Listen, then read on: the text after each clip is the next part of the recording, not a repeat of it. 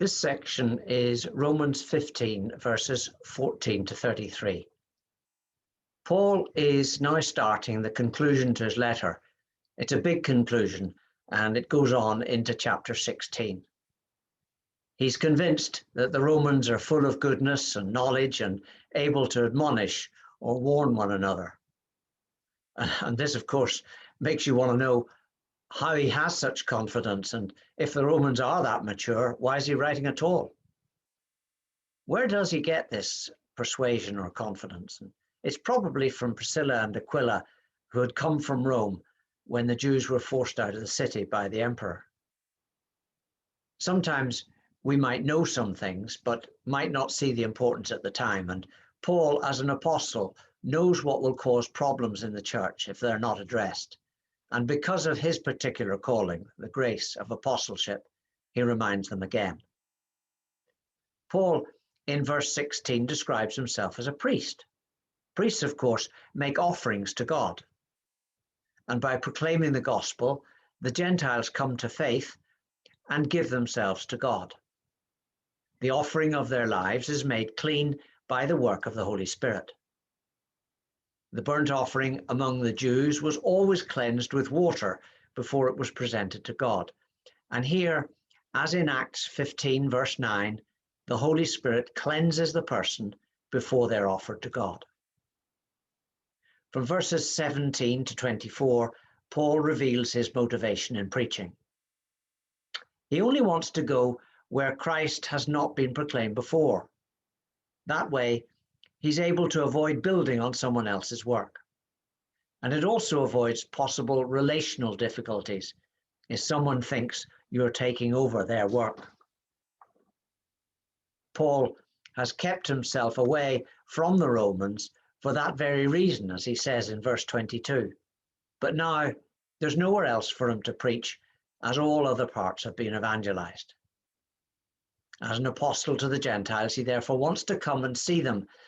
And he's been longing to do this, and now he hopes he can on his way to Spain. He hopes to stay with them for a while, and he also hopes that they'll support him financially to enable him to go on from there to Spain.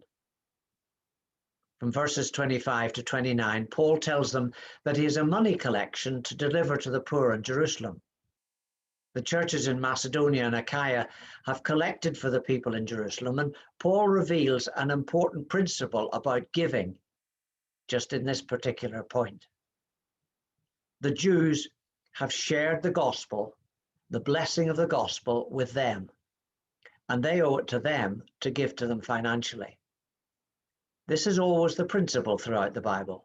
Where you receive spiritually, there you should contribute financially. Paul will go with the believers to Jerusalem and make sure that it's received in the proper manner. An indication that Paul wants both Jew and Gentile to be one body, and not a Gentile church and a Jewish church. The money given will show the Gentiles' gratitude for what they've received from the Jews and help to cement the bond of being one body. Paul will then be able to come to Spain with a free heart, and the fact that he has blessed his fellow Jews in Jerusalem will give him that freedom, and he can enjoy mutual fellowship with the Roman Church. In verses 30 to 33, Paul asks for their prayers that he might escape the unbelieving Jews, the Jews that oppose him, and that the gift of money that he brings to the church will be well received. That way, he can leave Jerusalem, not with a heavy heart if they don't welcome his gift, but with a glad heart, because they too want the body of Jews and Gentiles to be one. He can then fully enjoy his time with the Roman Christians. In the last verse, Paul prays that the God of peace, the God who bonds all relationships in unity, that he will be with them. In the next session, Paul will name an extraordinary number of believers by name. This is his final greeting before finishing his letter. We'll see the significance of some of those names in the next session.